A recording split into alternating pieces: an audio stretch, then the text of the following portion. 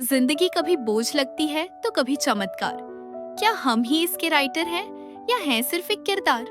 मैं हूँ राधिका, पहाड़ों के एक छोटे से शहर में रहने वाली एक लड़की। थोड़ी लेट लतीफ, थोड़ी जिद्दी। कुछ अच्छी आदतें भी होंगी तो वो आप बताना। लो, मिल गया आपको मेरी डायरी पढ़ने का बहाना। आज सुबह उठने के बाद जब हम योगा कर रहे थे तो बाबा ने नोटिस किया कि गोबो कुछ ज्यादा ही खुजा रहा है। ये टिक्स का सीजन है, उसको नहलाना पड़ेगा। बारिश के सीजन में थोड़ा कम नहलाते हैं क्योंकि ये सुखाते समय नखरे दिखाता है, भाग जाता है। ज्यादा समय गीला रहने से जुकाम भी हो जाता है। लेकिन अब तो टिक्स हो चुके हैं, कोई चारा ही नहीं है। बाबा ने बड़े वाले टब में पानी भरना शुरू किया।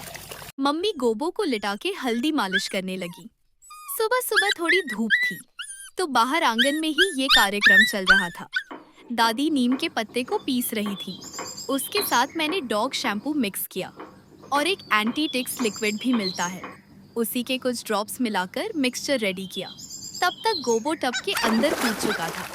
बाबा पाइप से उसे और गीला कर रहे थे। पानी हल्दी के रंग के कारण पीला हो चुका था।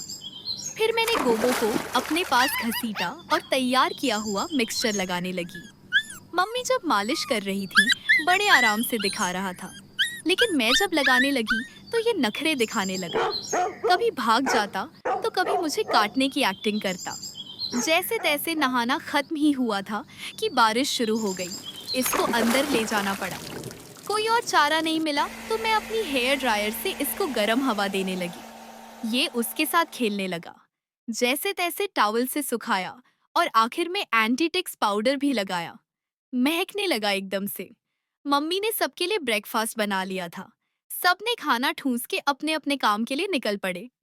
गोबो भी खाना खा के सोफा के नीचे कुछ ढूंढने लगा। कॉलेज में आज सब एक ही टॉपिक के बारे में बात कर रहे थे।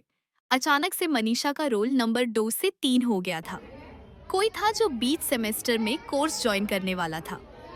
पिछले कॉलेज से उसके ग्रेड्स ट्रांसफर हो चुके थे और वो ऑर्डर में लियो के ठीक पीछे था।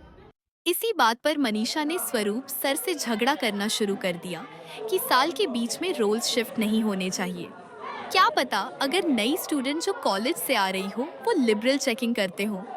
स्वरूप सर ने उल्टा बोला कि रोल नंबर्स मार्क्स के रैंक के अनुसार होना ही कॉलेज का रूल है और वो ये चाहकर भी बदल नहीं सकते।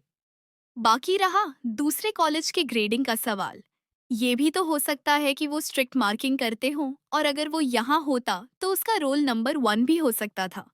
ये बात लियो को कुछ खास पसंद नहीं आया और वो मनीषा के सपोर्ट में बोलने ही वाला था। स्वरूप सर ने उसको थम जाने का इशारा किया और उससे बोले कि ये सब डिस्कशन का कोई पॉइंट है ही नहीं। पिछले साल लियो का रोल नंबर 2 था और मनीषा का 1। ये साल के चेंजेस हो चुके हैं। अब अगले साल से पहले दिखा देना किस्मत में कितना है दम। सेमेस्टर के लिए तैयारी चल तो रही है ना? सब एक ही कोरस में हाँ बोले। सबने बोला, गौरिक को छोड़ के। वो खिड़की के बाहर फूल पौधे देख रहा था, मानो इन सब से बहुत ऊपर उठ चुका था। कॉलेज से जब मैं वापस आई तो गोबो बाहर कीचड़ में लौट रहा था। मुझे देखते ही अंदर भाग गया। शाम में आज मैंने थोड़ी पढ़ाई शुरू की। रोल नंबर की रेस में बहुत पीछे थी, फिर भी आज सबका जोश देखकर मुझे भी पढ़ाई का मन करने लगा। आप लोग बताना कमेंट सेक्शन में, अगर आप भी स्टूडेंट हैं तो आप लोगों का क्या हाल चल रहा है अपने अपने कोर्स में। आज के लिए गुड नाइट।